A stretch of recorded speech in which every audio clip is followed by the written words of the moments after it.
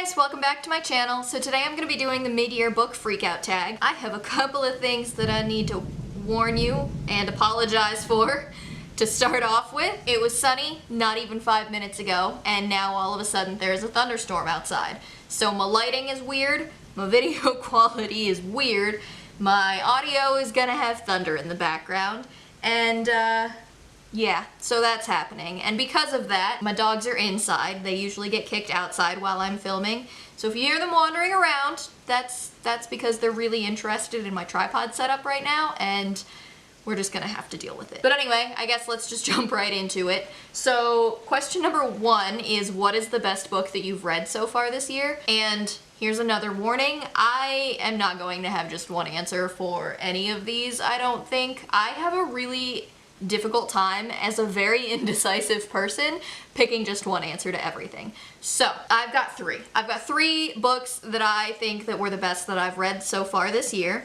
And the first one is Crescent City by Sarah J. Maas. I've talked about how much of a Sarah J. Maas stan I am. It's a thing. It happened. I love this book. I can't wait for the next one. I tabbed it all up. I am so excited to get to reread it whenever I can make time for that, and I thought it was fantastic. If you don't know, Crescent City is about Bryce Quinlan, who is just a normal, half-fae, half-human in a very, Zootopia kind of like city. There's like literally every kind of magical and non-magical being you can think of. They've got angels, there's fairies, there's werewolves, everything all kind of living in not really harmony, but they're living together in this city. And she essentially has to team up with an angel named Hunt to try and figure out who murdered, I don't know if this is a spoiler or not, but I really don't think so. I think it's in the synopsis. Well, yeah, it really does say they murder all of her closest friends. They do, bloodily. Is that a word? Whatever. They all die, and it's bad, and it's traumatic. And she teams up with this angel to try and figure out who committed those murders. The second book that I really fell in love with this year was Aurora Rising by Jay Kristoff and Amy Kaufman. This book gave me all the feels. I almost read it in basically one sitting. It's YA sci-fi. You follow Squad 312. I've talked about this before, I'm pretty sure, but I'll give a brief synopsis again. You follow Squad 312 as after they get out of the academy, Tyler Jones, who is the squad leader, kind of ends up with a team of misfits because he was too busy saving a girl who was lost in a space storm kind of thing. And he's too busy rescuing her to be there for the ceremony in which he picks his squad members. So he ends up with a team of misfits, and they're basically traveling across the galaxy. I don't want to give too many spoilers away, so lots of stuff goes down, tragedy happens, it's a big thing, and it was a great read. I'm not going to say the same thing about Aurora Burning, I'm not going to lie to you guys. I liked the first book way more than the second book, and it mostly has to do with, like, this left on a cliffhanger, but that left on a cliffhanger. And I definitely do not approve of that one, and I do not approve of the fact that we have to wait an entire year to figure out what is going to happen to everybody in this book. And then my third answer for this question is Serpent and Dove by Shelby Mehurin. This is another book that I essentially read in one sitting. It's YA fantasy romance taking place in like an alternate universe medieval kind of France. The general gist is that you have Lou, who is a witch, and in this world, witches are pretty much persecuted by witch hunters that serve the church. I don't speak French, I'm not going to try and pronounce the term that they actually use for witch hunters out loud, but essentially she gets forced to marry one of these witch hunters named Reed, and she's hiding her identity from him. Obviously not forever because it is a romance. I know this book gets like some mixed reviews, but I really, really loved it, and I can't wait for Blood and Honey, which is the second one to come out. And I think the cover is absolutely gorgeous for this and for the second one. And I love the story, I loved the characters, and I really want to reread this again, like I said, as soon as I make time. Question number 2 is the best sequel that you've read so far this year. I've actually got 2 answers to this, only 2 this time. I don't know if this really counts or not, but Karen Rose writes a series of romantic suspense novels. I mean, they're nothing too serious. Well, I mean, the content matter is pretty serious, I'm not going to lie. These probably should get a lot of trigger warnings, but she has written an entire, I don't even know how many, there's gotta be more than 20 books in the series. There might even be more than 30, I'm not sure. But I have read and I have loved pretty much every single one of them, following various like law enforcement type people as they try and solve, there's a lot of serial killers. I think there was a serial arsonist, there was a domestic abuse one, there was a stalking one. She covers every kind of suspense angle that you could think of. But I love her books. I've been reading them for years, and I think this is one of the newest ones. It has a lot of different kinds of rep in this particular book. She's pretty good about rep in most of her books, but this one has rep for the deaf community. It has HIV positivity rep.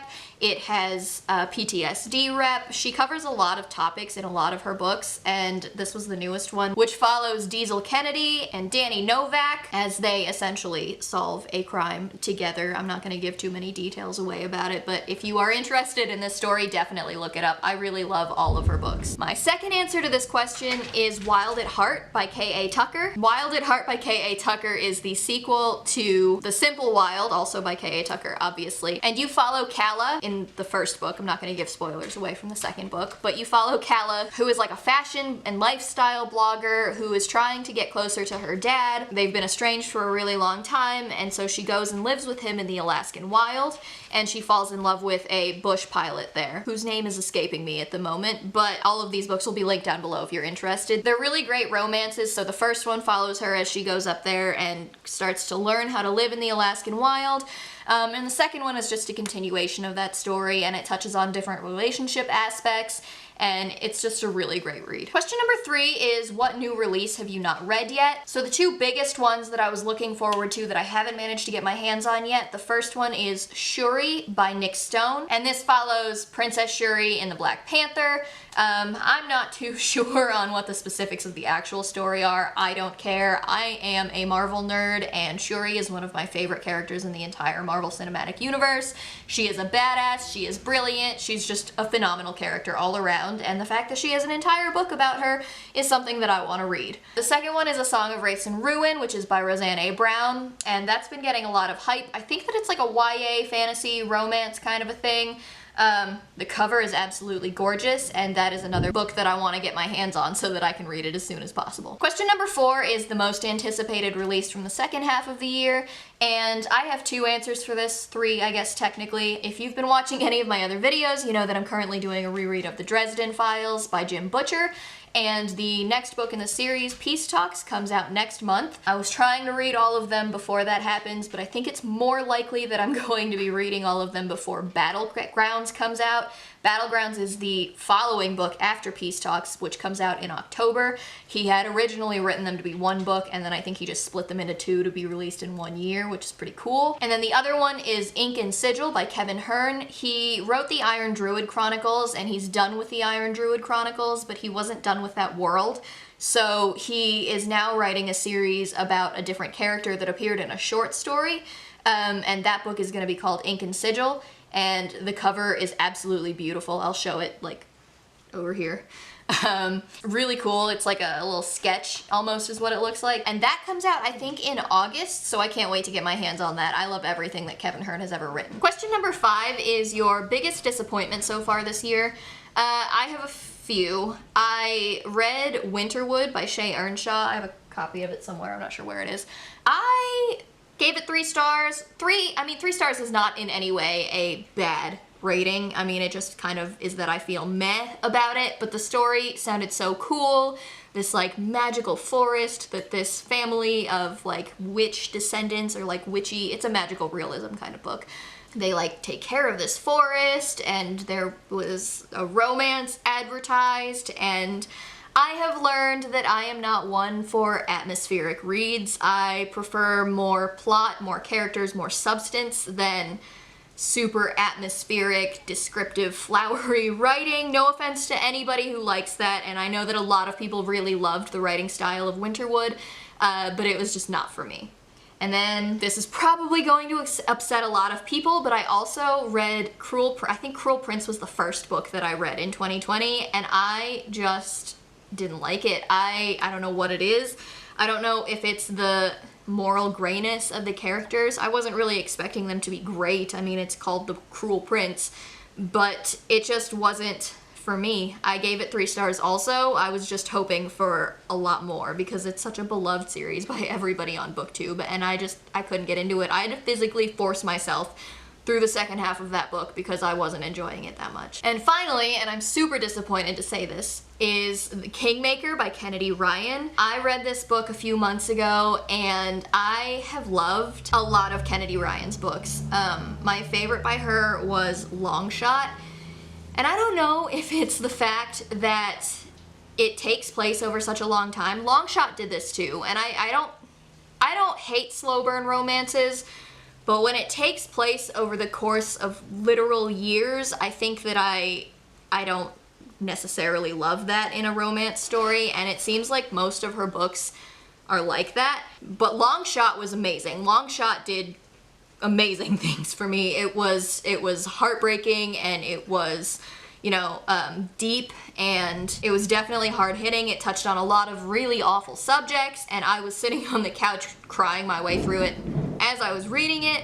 Kingmaker did not do that for me. Kingmaker, I don't mind politics in books, I really don't, but I don't think that I like politics in my romance books, and not even like the type of politics. Like, I don't really care what opinions they were trying to give. If anything, I really did agree with most of the opinions in there, but it kind of felt like the actual romance was taking a back seat to the politics of the story, and I just was not a fan of that, and it took place over so many years, and it felt like there were so many missed connections between these characters, and I kept getting so frustrated with them the entire time, and it was just complete polar opposite from Longshot for me, and I was just really disappointed by that. I think I gave Kingmaker 3 stars as well, and I haven't even cared enough. It ended on a cliffhanger. I mean, there was a main character in danger, being kidnapped or something. I don't even remember. It was a dangerous scene. That's exactly how the book ended, and I have not cared enough to go and get the second one, if that tells you anything. Question number 6 is your biggest surprises of 2020. Since I'm listing so many books, I'm really not going to get too deep into synopses of these, but my biggest surprises were Ninth House by Leigh Bardugo, which is like a dark academia kind of vibe. I went into it knowing that she was writing an adult fantasy for the first time, knowing that it had a lot of mixed reviews, and I ended up loving it. I thought that it was really intriguing. I thought that, I don't even know if it counts as magical realism or like more of an urban fantasy. I guess it's probably more on the urban fantasy side. I loved it. I know that the main character was super flawed, and I actually really liked that about her. I just thought it was really great, and I can't wait for the second one. My next surprise was Red, White, and Royal Blue, and I know that I just said that I don't really like politics in my romance, but the romance between Alex and Henry was so great, and the LGBTQIA+ rep in it was fantastic, and I just thought that it was a really adorable love story. It gave me some feels, absolutely. I was rooting for them the entire way, and I absolutely loved the ending. The next one is The Unhoneymooners by Christina Lauren. Christina Lauren is new to me this year.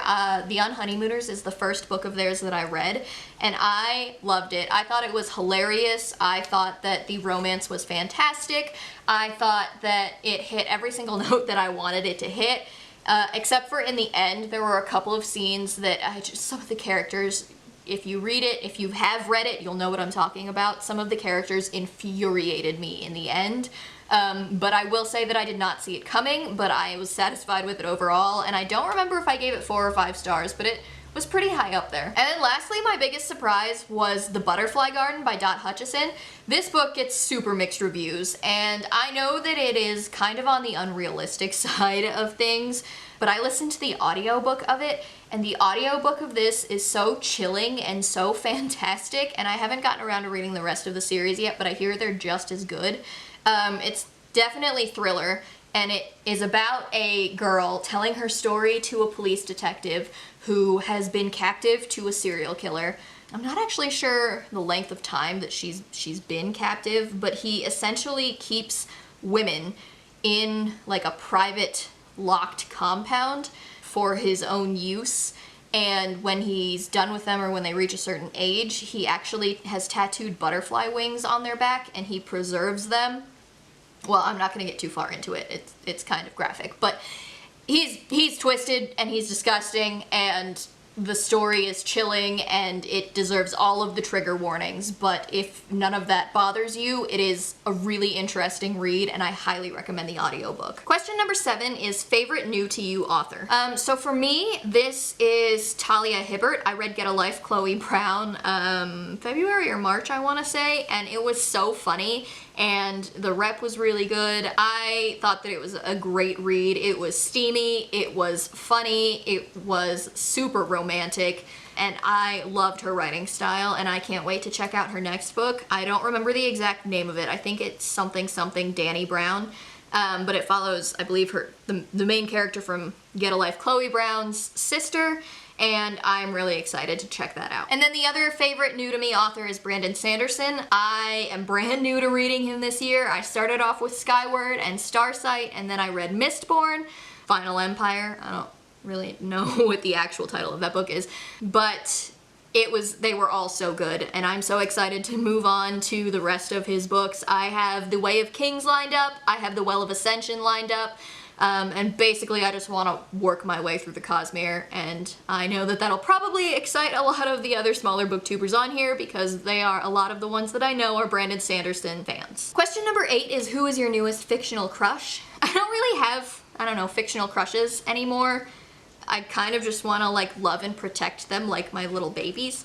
So Soren from The Ash Princess is definitely up there, and while I despised Will Herondale to begin with because I read The Infernal Devices earlier this year, Will Herondale definitely grew on me, and by the end of it he was just my little cinnamon roll that I wanted to cuddle and protect. Question number 9 is who is your newest favorite character, and I guess this is a little bit different from the last question, I don't know, but my answer for this is both of the people from the last question and also the entirety of Squad 312 from the Aurora Rising series. I love all of them, and I literally want all of them to be my friends. Actually, Scarlet's probably my favorite. Scarlet was my favorite until certain things happened in Aurora Burning. If you've read it, you know what I'm talking about. Question number 10 is, what is a book that made you cry? These are both Sarah J. Maas books for me. I don't usually cry at books. It takes a lot for me to cry in the middle of a book, but I cried like a little baby during a certain part of House of Earth and Blood, and I'm sure you guys, if you've read it, you know which part I'm talking about towards the end. And I also cried like a little baby during a certain part towards the middle-ish / end, I guess, of Kingdom of Ash. Again, if you've read it, you know what I'm talking about. Both were really incredible sacrifices, and they broke my heart. Question number 11 is what books made you happy this year? Well, it's what book, but I have multiple books. Honestly, it's pretty much every single romance that I've read this year. Romances always make me happy, so all of the Christina Lauren books I read, The Unhoneymooners, I read Josh and Hazel's Guide to Not Dating, and I read The Honey Don't List. Those were all 3 really great reads. They were fantastic. I loved them. They gave me the warm, fuzzy feelings. I also read Undercurrents by Nora Roberts, and that was great. I talked about Into the Dark by Karen Rose. Those are pretty much Serpent and Dove. I think I had some warm fuzzies during that. I have a lot of books. I've had a really great reading year this far, so a lot of them have made me happy, and we would be sitting here forever if I were to talk about that for the rest of this video. Question number 12 is what are the most beautiful books that you've bought this year? So for my birthday, I bought City of Brass by S.A. Chakraborty. I don't know if I'm saying that right. I haven't gotten a chance to read it yet, but this cover is beautiful, and this is the paperback. I think that the hardcovers look different and they're even prettier, but they're super expensive and we're on a budget because we're buying a house. So this is definitely one of my favorite covers that I've seen that I've bought this year. And then I only have the first 2, but I really feel like we need to acknowledge the Dark Artifices covers. They're absolutely gorgeous, and can we talk about the spines? If I could get every single Mortal Instruments Cassandra Clare book I own matching in these spines, that would pretty much be my dream because I love the spines. I think they're beautiful. Question number 13 is what books do you need to read by the end of the year? I am really not a gonna have a good answer for this question. I don't have any books that I need to read by the end of the year because I don't do set TBRs. I guess the 2 new Dresden Files books, the Kevin Hearn book that I'm looking forward to, I don't know. I don't have any sense of urgency, I don't think, about any of the books that are coming out. I have so much catching up to do in the bookish community anyway that like that list would be overwhelmingly long.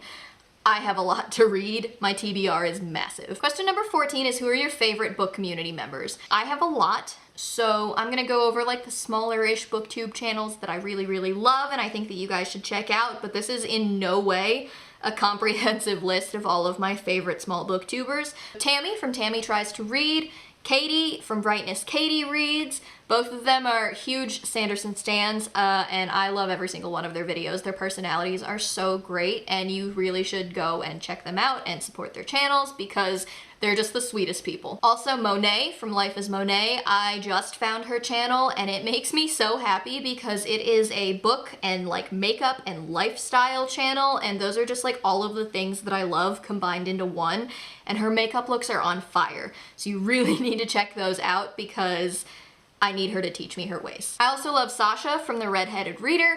Her channel is so funny. She does the cutest videos and her personality is just so funny and sweet, and I literally like laugh every single time she uploads something new.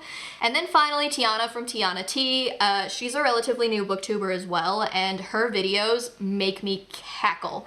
She is so funny and her editing is on fire. You definitely need to check out all of her videos. They will make you laugh so hard, and her personality is just so funny. I'm gonna link all of these down below. I hope you guys check out all of their channels. I really enjoy them, and I know that you guys will all enjoy them as well. And that is the end of the, I almost said the booktube newbie tag, but that is the end of the mid-year book freakout tag. If you liked this video, please like down below and subscribe, and I will see you guys next time. Bye!